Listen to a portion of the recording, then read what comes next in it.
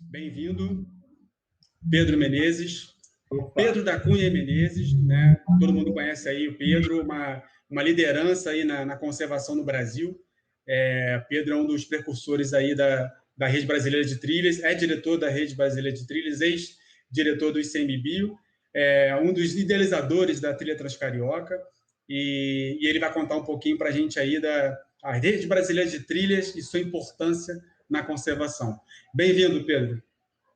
ah, obrigado, Anderson. Obrigado, pessoal da NatBio. Para mim é uma honra e um prazer estar aqui.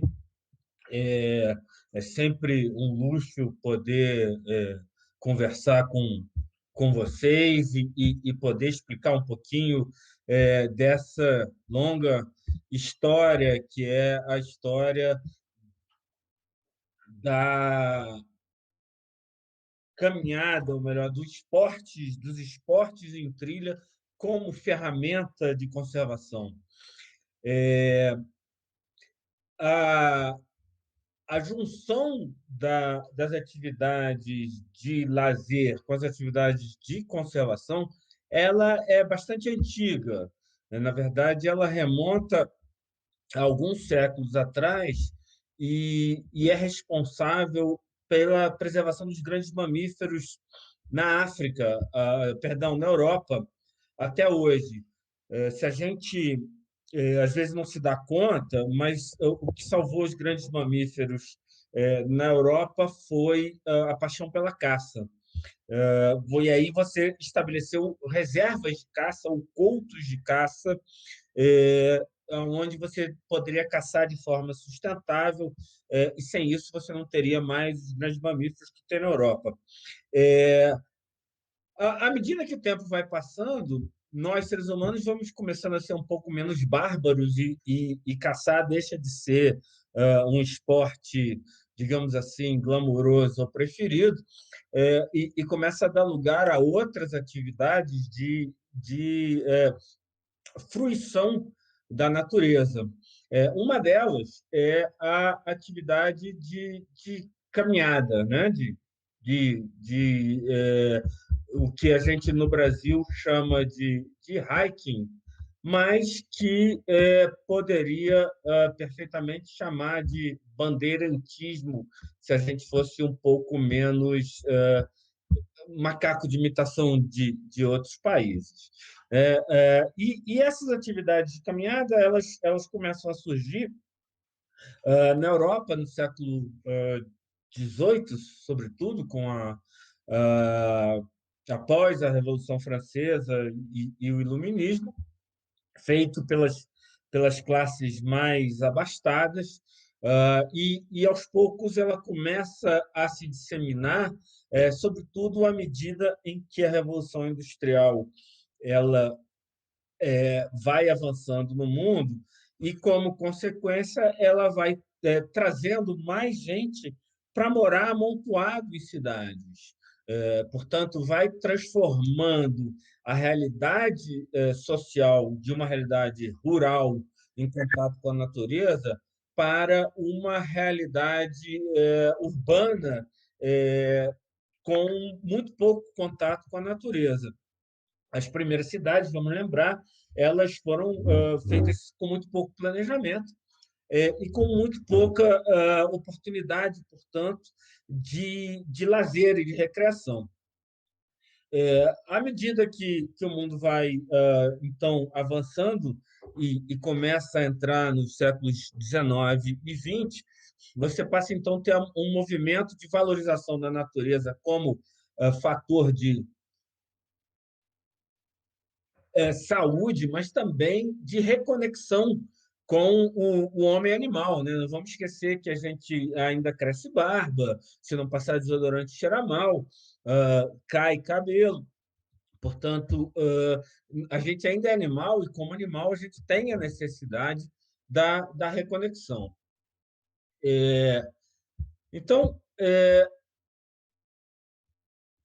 você começa a ter, então, a criação de parques nacionais a partir de 1876 com Yellowstone nos Estados Unidos, e a partir daí começa, então, também nos Estados Unidos e na Europa, você começa a ter a fundação de vários clubes de caminhada, como é o caso do Sierra Club na Califórnia, pelo John Muir, que é um dos grandes ícones aí da atividade de caminhada, mas também do clube alpino suíço, do clube alpino italiano, do clube alpino alemão, do clube alpino inglês, e assim por diante.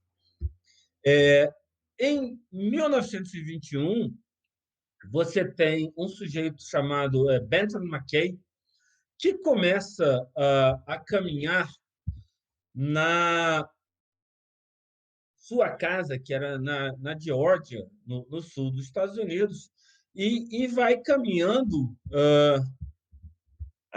continuamente até o Maine, no norte dos Estados Unidos, quase na fronteira do Canadá, pela crista dos Montes Apalaches, que é, mal comparando, a nossa Serra do Mar. Quando Benton McKay termina de caminhar, ele publica um artigo em que ele, basicamente, pessimistamente, diz: olha, quem viu, viu, quem não viu, não vai mais ver.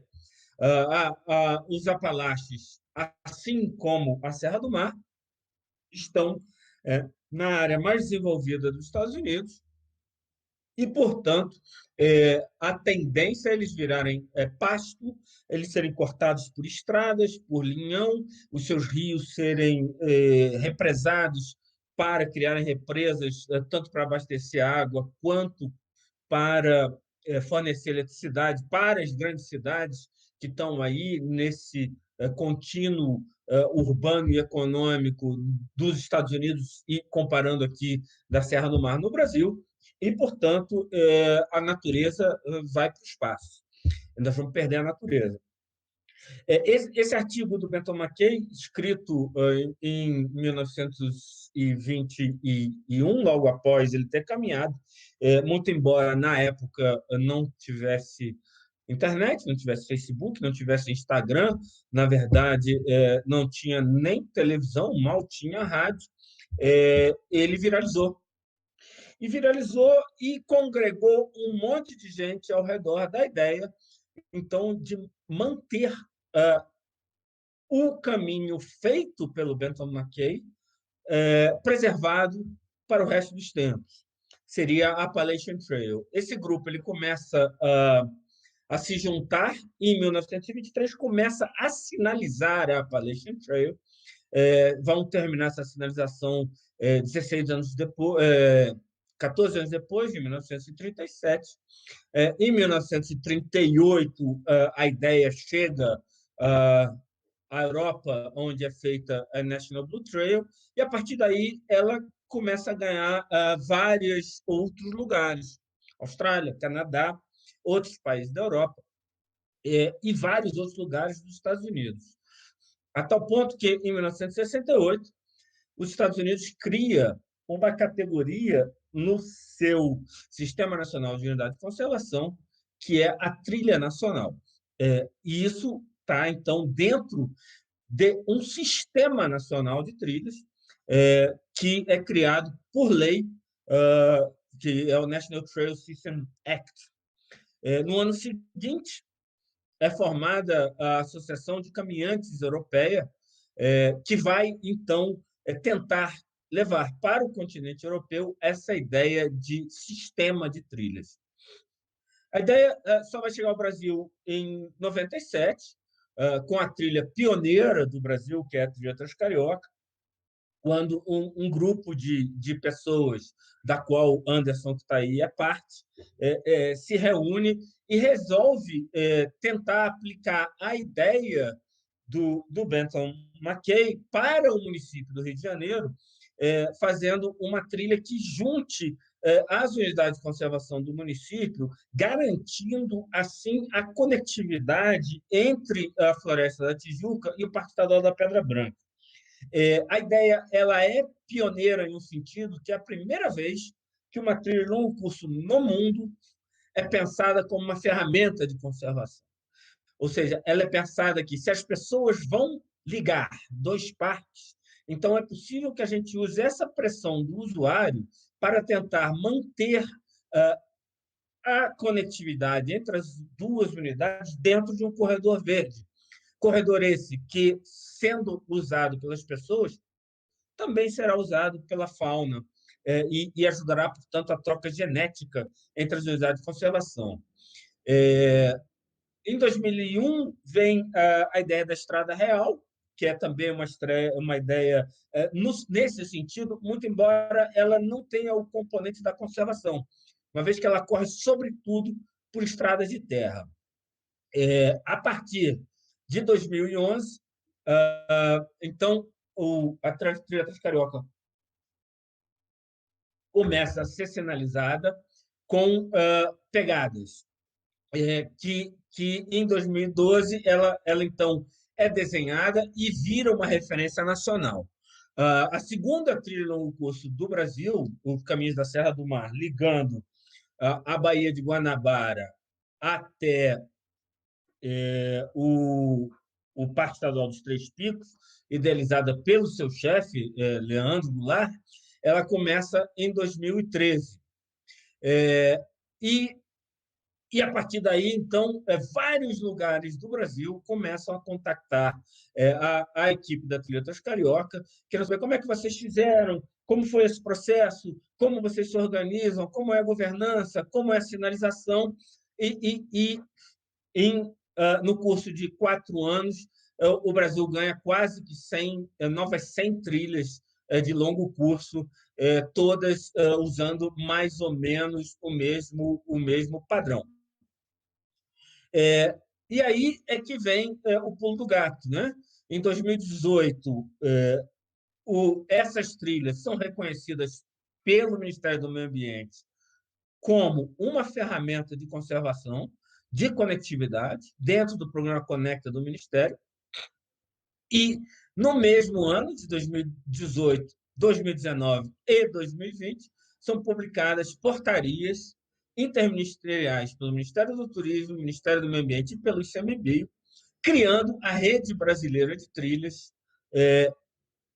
com 3 pilares básicos: geração de emprego e renda, recreação em contato com a natureza e conservação, ou seja, conectividade entre as unidades de conservação.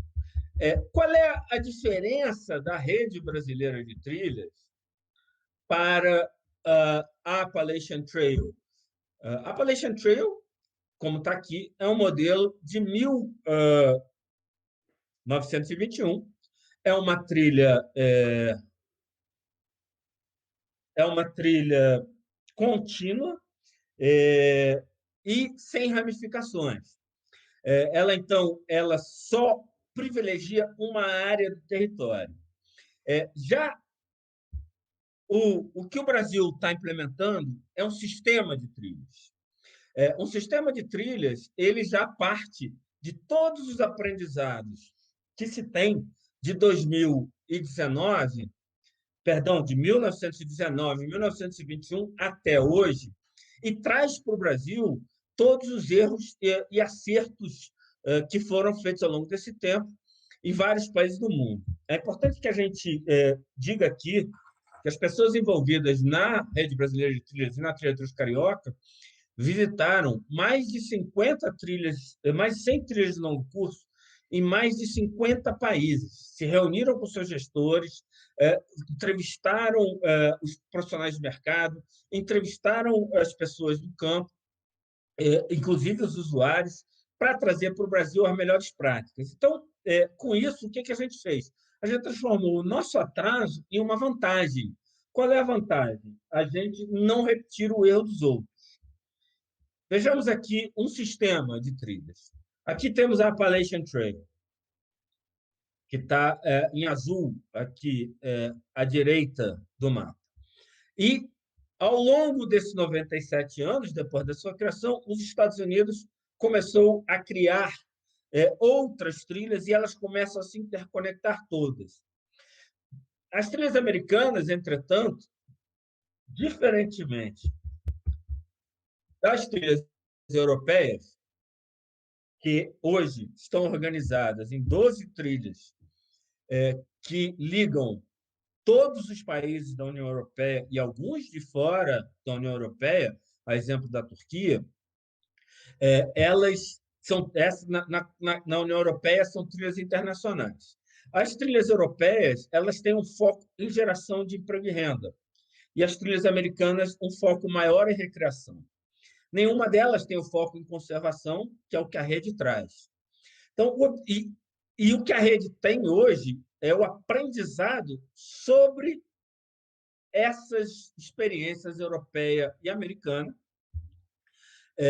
que basicamente chegaram à seguinte conclusão. Uma trilha, vamos imaginar uma trilha que pegasse a Serra do Mar inteira, começando lá no Rio Grande do Sul, terminando no Espírito Santo. Ela gera muito pouco emprego e renda. Por quê? Porque pouquíssima gente sai do seu país ou do seu estado de origem para caminhar 4.000 quilômetros. Mas você ter uma trilha de 4.000, de 8.000, de 10.000 quilômetros é importante do ponto de vista psicológico. Por quê? Porque você mostra o seu intuito de conectar. Conectar, no caso da Rede Brasileira de Trilhas, todas as unidades de conservação do país e outros fragmentos florestais relevantes, sejam eles áreas privadas, reservas indígenas, áreas quilombolas, regiões caiçaras, etc. Por outro lado, o que você tem já pesquisado? Você sabe que 30 milhões de europeus viajam pelo menos uma vez por ano para fazer uma trilha ou um curso. Ora, se eles viajam uma vez por ano para fazer uma trilha ou um curso, e eles não levam em consideração, só 11% levam em consideração o custo, ou seja, o preço da trilha, eles estão atrás de qualidade.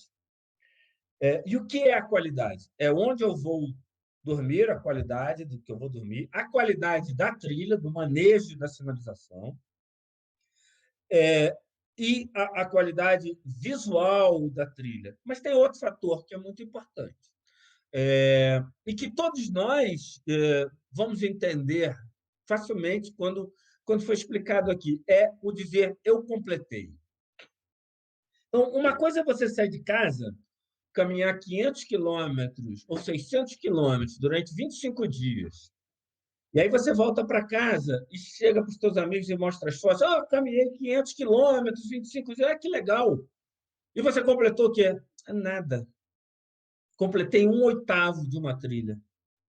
A outra coisa é você sai, caminha 25 quilômetros e você completa. Sai com um sentimento de vitória, né?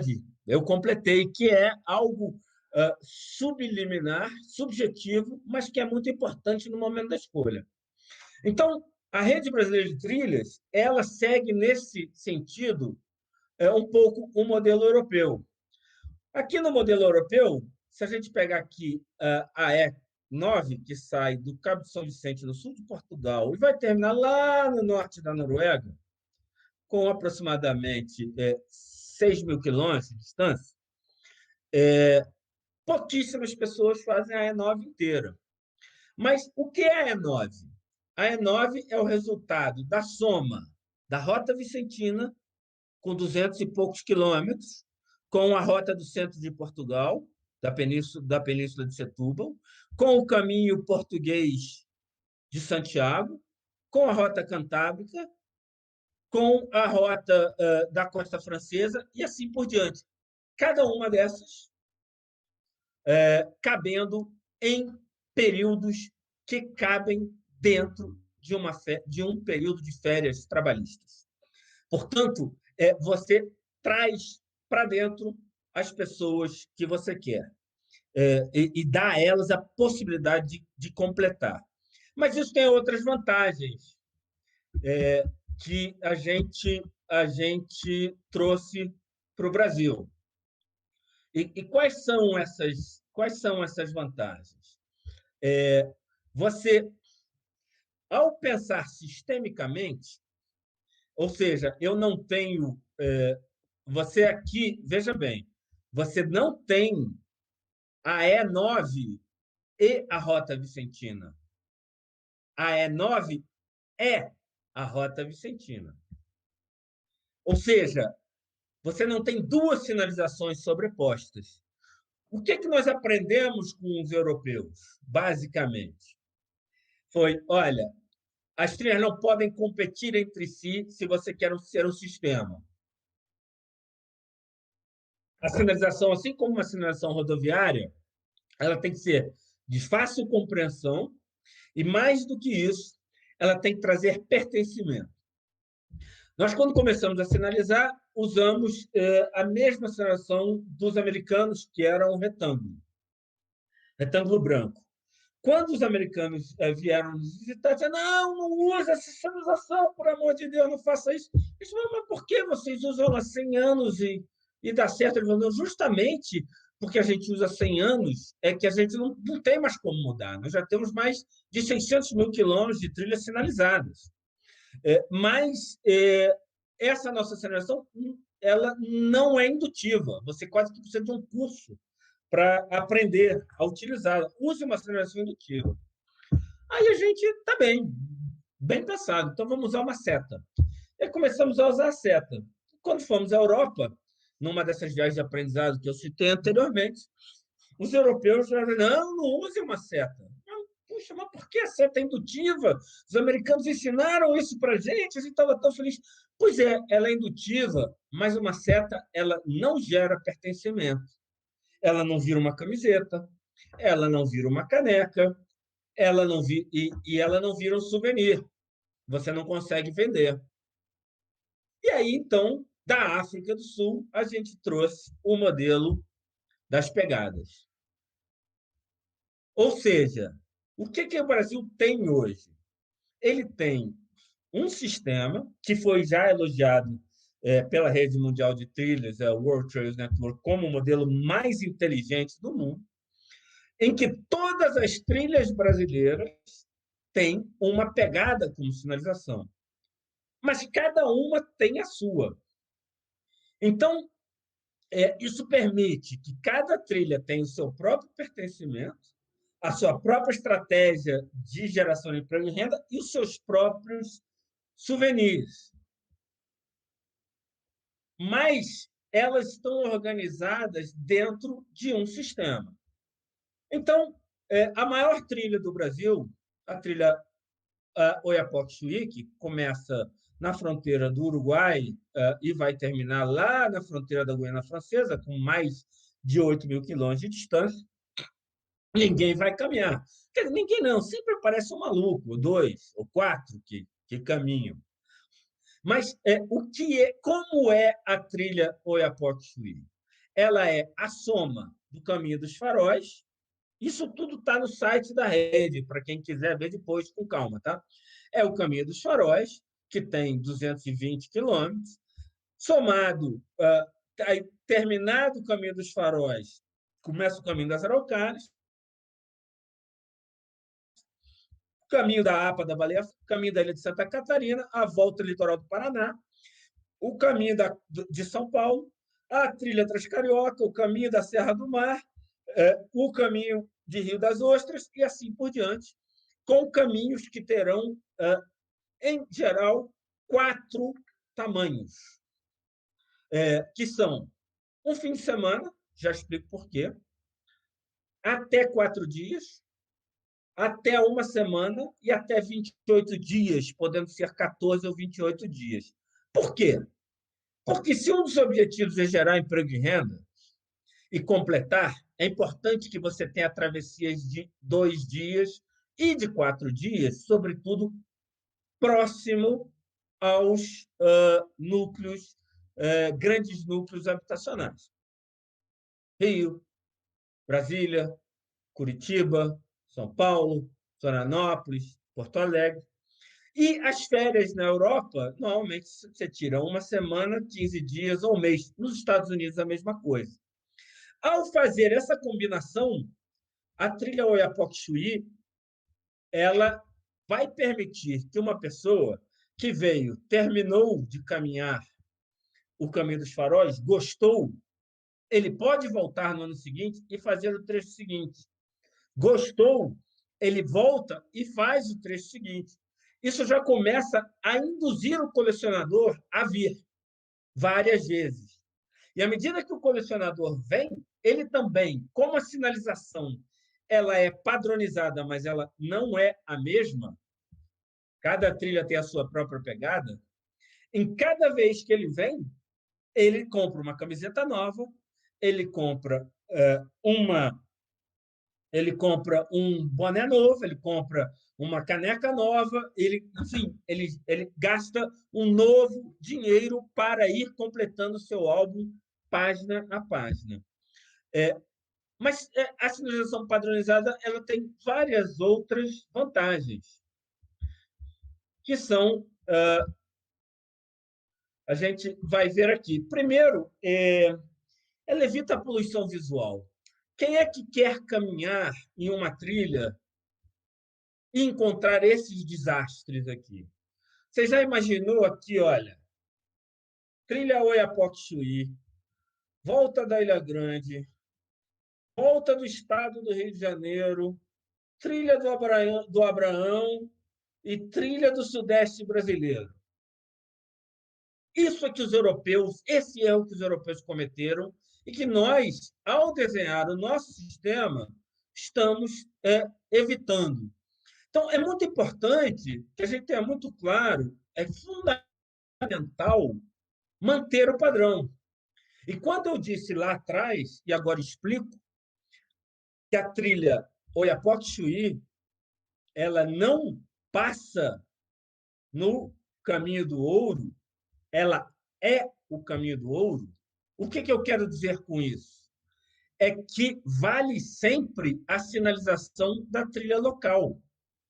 Quando eu cheguei na entrada da Trilha do Ouro, eu saí da Trilha da Baleia Franca e entrei na Trilha do Ouro, e aqui vale uma explicação rápida, amarelo sobre preto é um sentido e preto sobre amarelo é outro sentido.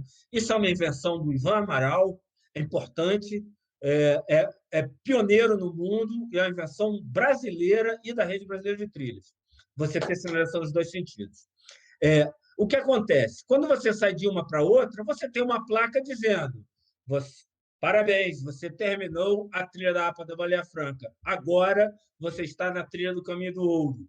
Mas você não mudou o padrão da sinalização, nem você criou uma poluição visual como essa mostrada aqui. Tem outra coisa também. Se o nosso objetivo é conservação, e conservação ela pressupõe pertencimento, o pertencimento, como o Jung já explicou, ele também se dá pelos símbolos. E quando você tem o símbolo local, ele é o mesmo símbolo nacional e o mesmo símbolo da rede, o voluntário local ele se sente parte da sua iniciativa local, mas também da iniciativa nacional e da eventual iniciativa regional. Volta do Rio de Janeiro, por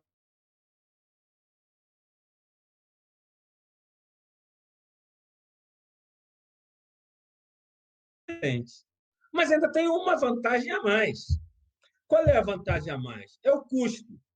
Você imaginou esse coitado aqui, se ele sair para fazer a manutenção dessas 5 sinalizações, 1, 2, 3, 4, 5 cores mais o branco. Ele tem que levar 6 latas de tinta. Ou seja, além dele poluir a árvore, ele vai gastar 6 tintas, às vezes uma não vai ter para vender no mercado. Ele vai ter que vai gastar 6 vezes o tempo para fazer a manutenção. E quem é voluntário, como o Anderson sabe o trabalho que isso dá para fazer bem feito. E vai causar competição entre as trilhas, porque muitas vezes o voluntário de uma não vai se sentir parte da outra. Enquanto que se você tem um sistema, o voluntário da trilha local, o cara que está sinalizando a trilha Transcarioca, como a Oiapoque-Chuí é a trilha Transcarioca, ao fazer a manutenção da trilha Transcarioca, ele está fazendo a manutenção do Oiapoque-Chuí. e a manutenção da Volta do Rio de Janeiro. De modo que você, com o mesmo voluntário, a mesma tinta, a mesma sinalização, você resolve o seu problema local, regional e nacional, sem causar poluição visual nem competição. A própria Federação de Esportes Mountain do Estado do Rio de Janeiro, a FEMERGE, ela já alerta para isso em um documento em que ela diz que deve-se evitar a sinalização só para a exposição da marca. Então, ter, e agora é a chave de ouro, sobretudo para a geração de emprego e renda, ter uma identidade visual única. Trilhas do Brasil coloca o Brasil à frente do resto do mundo. Por quê? Porque um russo viu uma foto da trilha Transmantiqueira, por exemplo. Ele viu essa foto aqui. Ele viu essa foto aqui no Instagram. E ele olhou, ele pode não saber que essa é uma trilha no Acre, que é a Serra do Divisor. Mas ele sabe que é uma trilha no Brasil. A mesma coisa vale para um alemão que ver a foto da Transcarioca numa viagem que ele está fazendo na Austrália. Ele vai saber que é uma trilha no Brasil. Recentemente, em Galápagos, eu estava com meu filho com uma camisa do Caminho de Cora-Coralina. E uma canadense sentada na mesa, do outro lado, ela disse: isso é uma trilha! Isso é uma trilha no Brasil. Eu falei: como você sabe? Porque eu fiz a trilha Transcarioca. Ou seja, ela fez claramente a ligação cognitiva. A gente, então, repetir o erro dos europeus e dos americanos seria uma burrice enorme. Ter várias marcas de sinalização de trilha para, com isso, massagear o ego de uns e outros que querem ver a sua marca e, com isso, perder a oportunidade de aprender com o erro dos outros, seria um sinal enorme de burrice nacional, que eu espero que o Brasil seja capaz de evitar a repetição desse erro. Então, como está sendo planejado, portanto, a Rede Brasileira de Trilhas? Ela tem um patamar governamental e um patamar não governamental, em que você tem planejadas grandes trilhas nacionais, como a Oiapoque Chuí, o Caminho do Pé-Biru, os caminhos coloniais ligando o Rio até Diamantina, o Caminho dos Goiáses, que está praticamente todo finalizado já, ligando o sul de Goiás até quase a divisa Tocantins. Cada trilha dessas é dividida em uma trilha regional, que tem, então, a sua própria governança e a sua própria pegada. E essa é outra vantagem que nos diferencia de um projeto da trilha nacional sozinha. Você imagina se a gente pensasse a Oiapoque Chuí, ou vamos pensar a Oiapoque Chuí como uma trilha só? Quanto tempo demora para ela ficar pronta? 15 anos? 20 anos? Para Alexandre demorou isso. Então, até que a gente tenha 20 anos, a gente não tem um produto. Mas, enquanto você planeja ela em módulos que cabem no período de férias, à medida que fica pronto, você já tem um produto. E esse produto já vai gerando emprego e renda. A gente já tem, no Brasil, várias trilhas prontas, regionais. A gente já tem a trilha Transcarioca, a gente já tem o Caminho de Cora-Coralina prontos, a gente já tem o Caminho da Serra do Mar, a Transmantiqueira está quase pronta, o Caminho de Santa Catarina está quase pronto. Esses prontos já começam a gerar emprego e renda. O Caminho dos Goiás, o Caminho de Cora-Coralina, já, mesmo com a pandemia, já motivou a abertura de mais de 30 estabelecimentos comerciais no seu entorno, de hospedagem, de guiagem, de transporte de bagagem, de apoio para a bicicleta. Ou seja, você não precisa, o Caminho de Cora-Coralina ele é um pedaço do Caminho dos Goiás. De 300 quilômetros, o Caminho de Goiás vai ter quase 2.000. Você não precisa ter os 2.000 quilômetros do Caminho dos Goiás pronto para você já estar gerando emprego e renda, você já ter um produto. Por outro lado, se a gente estivesse planejando uma trilha de 4.000 quilômetros, a gente ainda estaria com os 300 quilômetros do Caminho dos Goiás com 10% do projeto pronto só. Então, o projeto brasileiro está sendo visto na World Trails Network, tive uma reunião hoje com a diretoria do World Trails Network, como o que tem de conceitualmente mais moderno no mundo, mas depende de nós, brasileiros, conseguirmos nos unir e todos nós chamarmos o projeto de nosso, né? Para que ele dê certo. Veja bem, aqui voltando à questão da sinalização, você trocou, terminou os 300 quilômetros de uma trilha, começou os 200 da outra, você só troca o logotipo que está dentro da seta, subindo com uma cor, descendo com as cores invertidas. Mas você mantém a mesma padronização visual, você cria a identidade nacional Trilhas do Brasil, que vira quase que uma marca registrada Trilhas do Brasil. E isso, gente, como eu falei, além de gerar emprego e renda, gera tanto pertencimento que já tem gente até tatuando. Não é um nem dois. Estou aqui já com quase 40 minutos, né, Anderson? Como é que eu estou de tempo? Mais 10 minutos aí, um espaço para perguntinhas. 10 minutos para concluir, né? Isso. Então, eu vou talvez concluir em menos. Vou mostrar para vocês agora, visualmente, como é a estratégia de criação de uma trilha de longo curso. Veja bem, Caminhos dos Goiás, que eu citei para vocês, 3.000 quilômetros. Porra, mas 3.000 quilômetros, você não sabe nem por onde começar, né? Sabe sim. Por onde que a gente começou a implementar o Caminho dos Goiás? A gente implementou...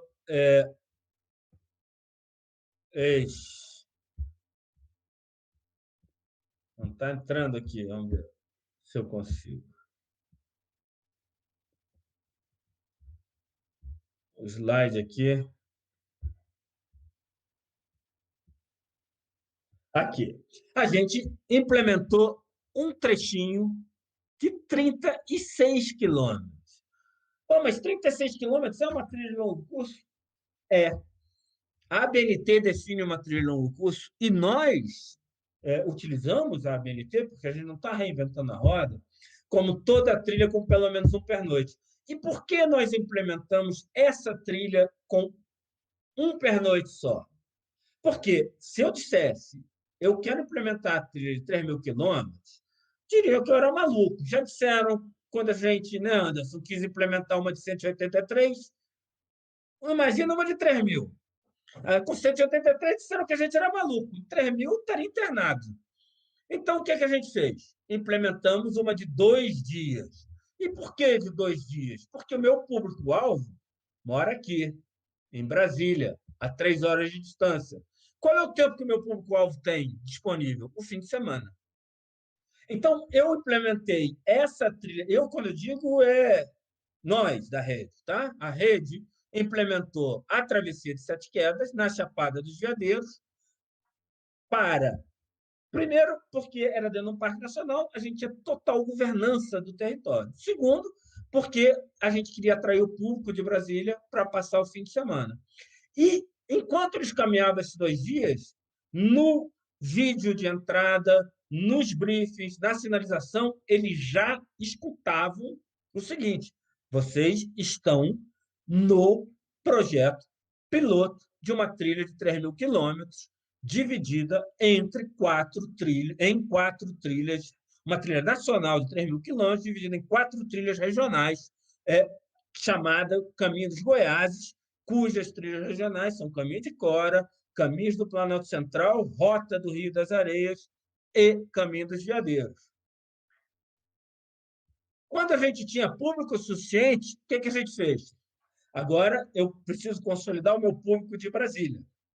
Então, a gente começou a implementar dentro de Brasília uma trilha de 136 quilômetros, mais ou menos como a trilha dos Carioca, utilizando a mesma sinalização padrão, ou seja, nossa, eu já vi essa sinalização, onde foi? Ah, foi lá na travessia das Sete Quedas.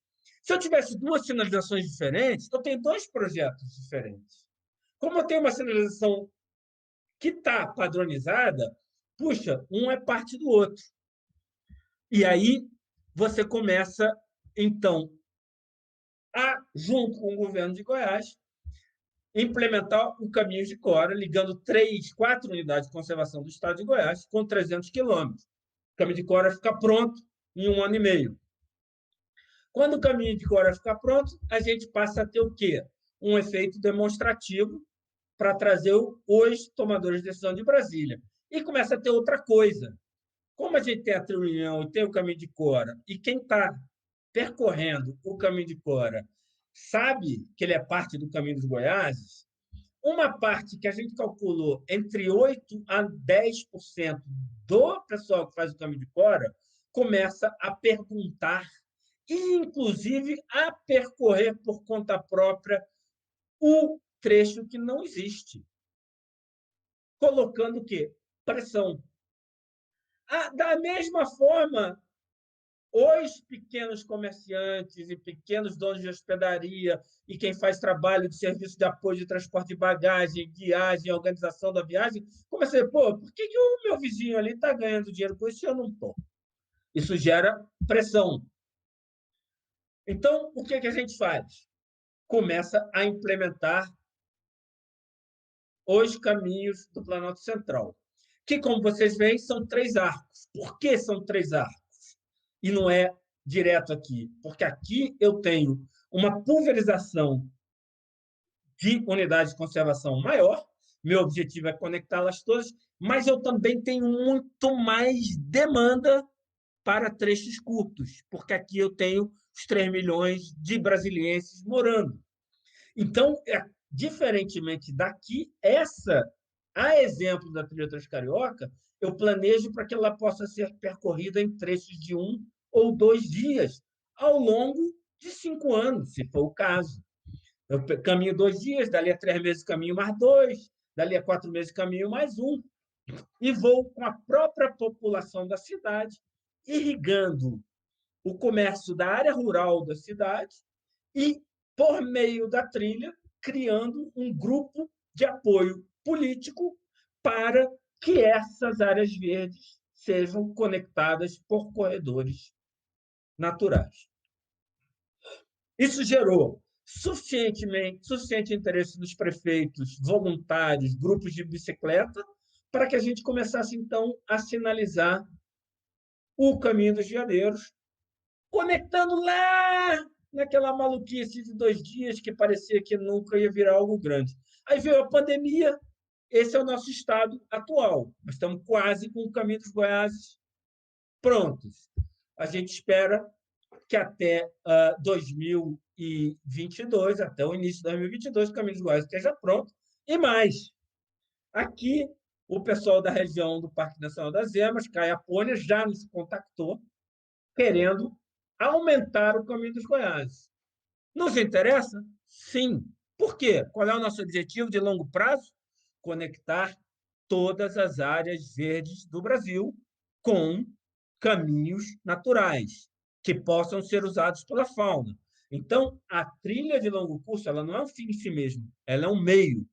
E à medida em que o Caminho dos Goiás ganhar aqui mais 400 quilômetros, a trilha nacional aumenta, mas a gente ganha também uma nova trilha regional. Também ao norte já está se falando em ter o Caminho dos Canoeiros ligando até Arraias, no Tocantins.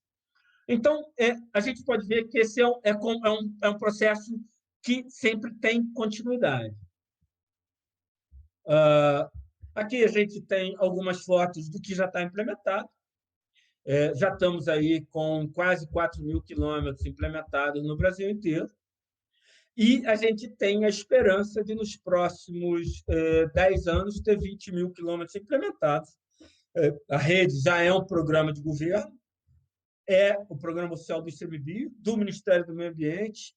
O INEA está entrando, também o governo de Goiás, o governo do Espírito Santo, já é lei no Distrito Federal, o governo do Rio Grande do Sul também, o governo de Minas com o projeto Minas Gerais, e assim por diante. O Pará também, de maneira que a gente está no caminho certo. Se conseguirmos segurar nossas vaidades e caminharmos juntos para um projeto que beneficiará o Brasil como um todo, e que todos nós poderemos futuramente bater no peito e dizer: eu fiz isso, cada um colocou o seu tijolinho, a gente talvez passe a ser referência mundial no planejamento, implementação e gestão de trilhas, como infraestrutura de recreação, equipamento de geração de emprego e renda e ferramenta de conservação auxiliar do Sistema Nacional de Unidade de Conservação, o SNUC. Muito obrigado. Espero não ter ido além do meu tempo.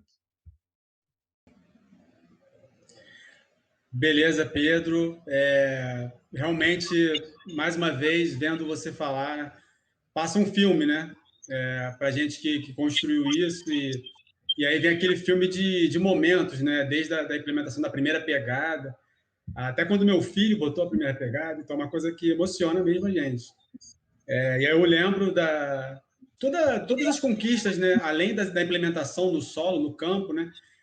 Todas as conquistas, desde o Prêmio Nacional do Globo, desde quando a gente entrou como roteiro oficial das Olimpíadas, né? Quando a Shin Stenner esteve no Brasil, quer dizer, depois do voluntário, o homem mais importante do meio ambiente, né? Representando a ONU, talvez como profissional do turismo, né? Como guia, talvez seja o cara mais importante que eu pude guiar no trecho da Transcarioca. Então, assim, são muitos detalhes, são muitos crescimentos, né? E quando eu vejo a rede chegar onde chegou, e ser mais uma pessoa ali, né, botando mais uma pegadinha, acho que, sei lá, é muito emocionante para mim. Então, agradeço muito a sua presença. Eu vou abrir aqui para umas perguntas, não sei se a Natália tem aí. Enfim, eu estou, mais uma vez, apaixonado aí pela sua apresentação. Muito obrigado. Obrigada, Pedro. Vamos juntos, né? Apresentação muito elogiada, bastante elogio aqui no chat. Pessoal falando que foi super esclarecedor. Muita gente de trilha também, né? Aqui dando comentários para o Pedro. E a gente está com perguntas abertas para ele. A gente ainda tem mais 7 minutinhos para quem quiser mandar pergunta para o Pedro. E enquanto a gente aguarda, dando alguns informes da noite, a gente está dando seguimento no segundo dia da nossa rodada de palestras e a gente está emitindo certificado para quem participar desses 2 dias. Ontem, assinou a lista de presença, já está com o nome registrado, e hoje, no intervalo da segunda palestra, a gente vai estar passando novamente a lista de presença do dia 21. É muito importante assinar as 2 listas de presença para receber o certificado. Então, não esqueçam. Quem quiser mandar... O André, acho que tem uma pergunta aí, né, o André? Pode falar, André. Sim. Eu queria perguntar para Pedro como é que ele vê como a educação pode colaborar nesse todo esse processo da elaboração das redes de trilhas, colaborar para que funcione melhor. Como que você vê a educação nesse processo todo que você falou? Olha, a educação é uma coisa que está cada vez mais complicada, né? Porque o mundo está avançando muito rápido. A educação ela tem que ser cada vez mais holística. Do ponto de vista ambiental, as pessoas têm que entender de onde vêm os recursos que a gente consome. Ou seja, de onde vem a cerâmica que faz isso aqui, de onde vem a água que a gente bebe, de onde vem quais são os fatores que influenciam a temperatura que regula o nosso corpo. E isso é fundamental ser ensinado nas escolas também. O sistema escolar é um sistema muito estanque, né? E que está sofrendo um impacto enorme.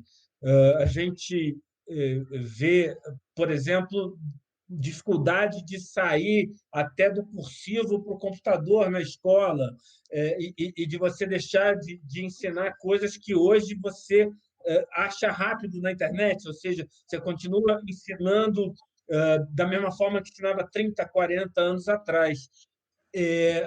A educação, não só para a questão das trilhas, ela tem que se reinventar. E aí eu vou fazer aqui um rápido parênteses. Eu estava ensinando meu filho a ler mapa, e a mãe dele virou para mim e falou: pô, por que você está chateando o garoto com isso? Né? Agora ele vai entrar no Google, vai botar X, Y e vai chegar lá. É verdade, ele vai botar X, Y e vai chegar lá, mas ele não vai saber ler o terreno. E se você não sabe ler o terreno, você não sabe por que a estrada passa em certo lugar, ou por que você evitou passar a ponte aqui ou passar ali, você não vai saber reproduzir os conhecimentos de forma eficiente para frente. Então, e isso a gente está vivendo agora. Existem projetos, nesse exato momento, que não, mas eu não vou seguir a rede brasileira de trilha, eu vou ter o meu próprio, a minha própria. E aí, o que vai acontecer? Você, em vez de ter algo que trabalha, funciona sistemicamente e que te economiza recursos humanos, financeiros, e coloca todo o país remando no mesmo barco para mudar a paisagem nacional, e quando eu digo mudar a paisagem nacional, é que você vai passar a ter grandes linhas florestadas que vão servir de polinizadores, vão servir para quebrar vento, para quebrar carreamento de partículas de areia, de poluição, como você já começa a ter na Europa. Você vê as redes de trilha na Europa, você vê como isso mudou a paisagem. Os Green Pathways dos Estados Unidos, os Green Corridors, o Eurovelo.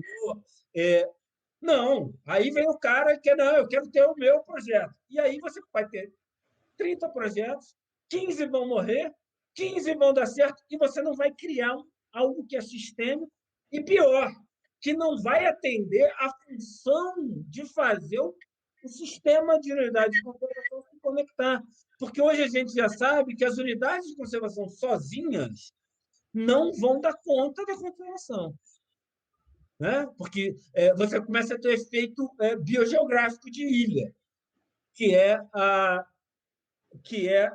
o empobrecimento genético dentro das unidades de conservação.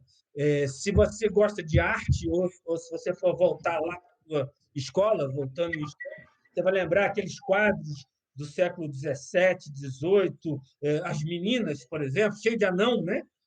Por que na nobreza europeia era cheio de anão e cheio de débil mental? Porque eles se casavam entre si. Nobre só casava com nobre. Ora, quando você começa a casar entre si, você tem enfraquecimento genético. E o enfraquecimento genético vem uma pandemia dessas que ataca os animais, mata a população inteira, que é o que está acontecendo hoje com o diabo da Tasmânia, por exemplo, numa ilha. Esse é o grande risco dentro das unidades de conservação. Então, se a gente tem um sistema de unidade de conservação que não está conectado, daqui a 200, 300 anos, eles vão começar a ser florestas vazias de fauna. Então, se a gente não implementa as trilhas desde agora, com uma visão sistêmica, porque tem um ou outro que não, eu quero fazer o meu, eu quero fazer o dele, sem um pensamento de país mais para frente, vamos jogar fora mais uma oportunidade. Né? Roberto Campos já dizia lá atrás que o Brasil não perde uma boa oportunidade de perder uma boa oportunidade. Né? Eu temo que isso aconteça de novo. É importante que todo mundo discuta o tema na educação mais ampla, o que a gente está fazendo aqui, para que não fique parecendo que é uma guerra de vaidade. Porque queremos um sistema e porque não queremos simplesmente reproduzir o que a Appalachian Trail fez há 100 anos atrás. Ora, porque passou 100 anos. Passou 100 anos e a gente teve a oportunidade de aprender sobre esses 100 anos. Né? E temos no Brasil um grupo grande de pessoas estudando isso e que é capaz de trazer para cá esse conhecimento e nos fazer dar um salto. Não vamos repetir o erro, por amor de Deus. Pedro, chegaram mais algumas perguntas, não sei se vai dar tempo de responder todas, mas tem duas bem parecidas, vou ler para você aqui. Fábio Nascimento perguntou: Pedro, novas trilhas no Rio? E Eliel Júnior Lima perguntou: Pedro, moro na ilha de Marajó, mais precisamente no município de Salvaterra. Em meu município existem diversas comunidades remanescentes de quilombos, denominadas quilombolas. É um objetivo meu e de alguns amigos criarmos trilhas que interliguem essas comunidades quilombolas. O que você sugeria de início para nós? Eliel, a Ilha do Marajó é parte fundamental da trilha Oiapoque-Chuíque. Eu conheço Marajó, acho que Marajó ela oferece uma oportunidade espetacular de a gente implementar o multimodal com o componente cultural. Você pode fazer um trecho de canoa, um trecho de caminhada, um trecho de bicicleta, tem grandes trechos cicláveis no Marajó, e um dos diretores da nossa rede trabalha aí no Pará, na Secretaria de Estado de Meio Ambiente. Manda o seu contato, Eliel, põe aí que a gente te contata para a gente trabalhar junto. Beleza? Obrigada, Pedro. Mais uma pergunta aqui. Arthur Esteves perguntou: poderia haver um trabalho que juntasse educação ambiental com educação patrimonial?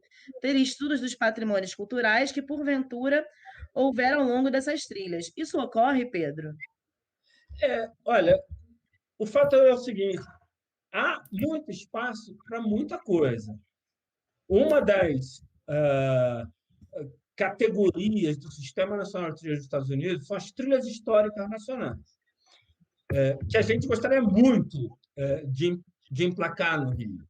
A Trilha Transcarioca, por exemplo, várias vezes a gente desviou a Trilha Transcarioca para incorporar o patrimônio material importante e o patrimônio geológico também, que eu sei que não faz parte da sua pergunta, mas só para te dizer que é uma preocupação nossa, e pendurando na trilha todos os ensinamentos possíveis, desde que eles também não retirem o prazer da aventura, da caminhada.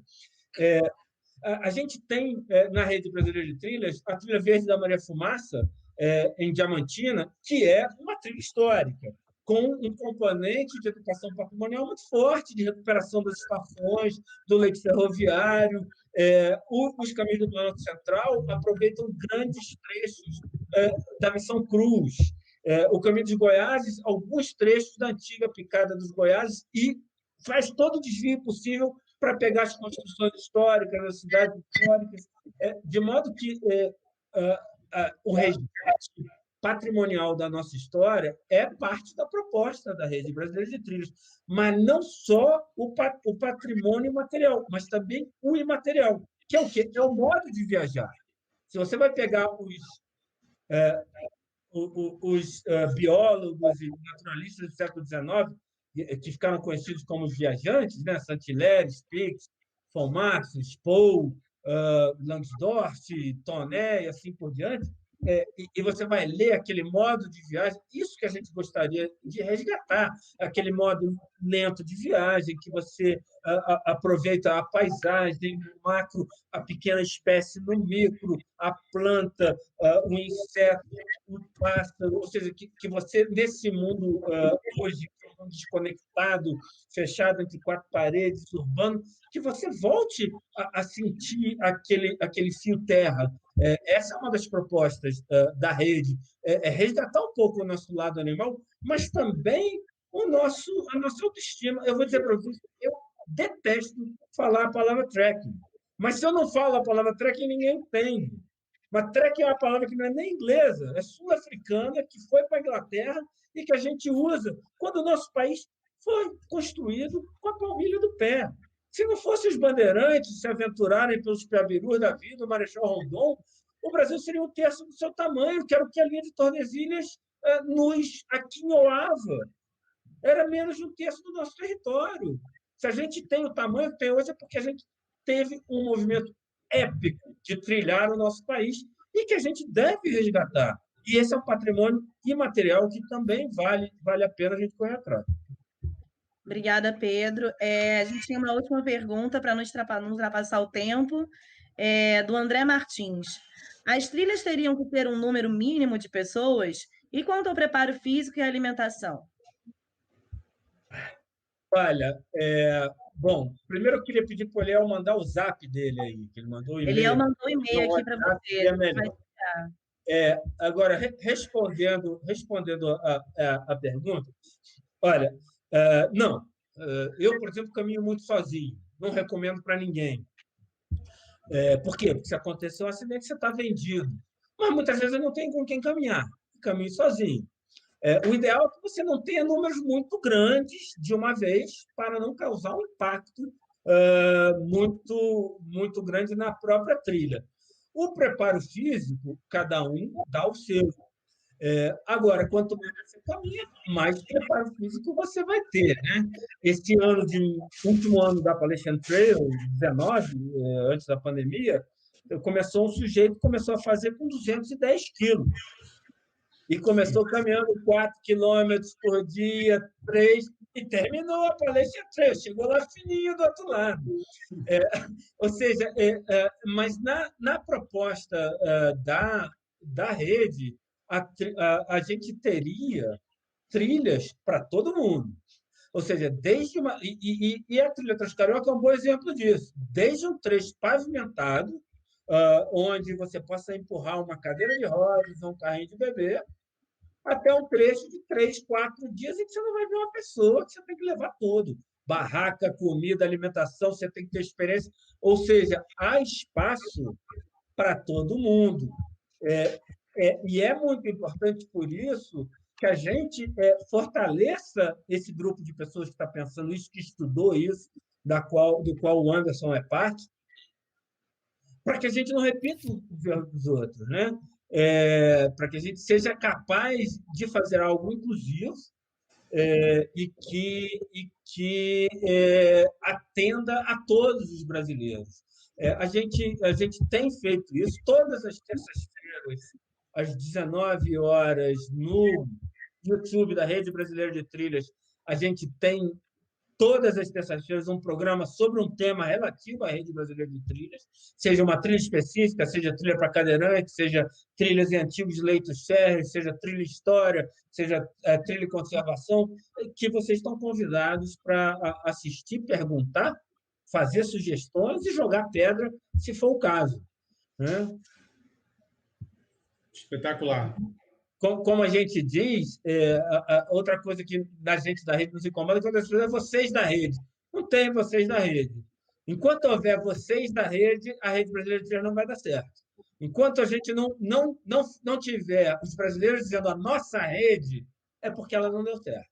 Ou ela é uma rede de todos os brasileiros, e aí todo mundo tem direito de ser protagonista, de dar ideia, de ajudar, de botar a mão na massa, ou a chance de virar mais um gueto no Brasil é grande. E aí não vai atingir os objetivos. Muito bom, muito bom. Fenomenal, Pedro, obrigado aí pela disponibilidade. Ficamos muito felizes aí com a sua presença. Mais uma vez, um show aí de conservação.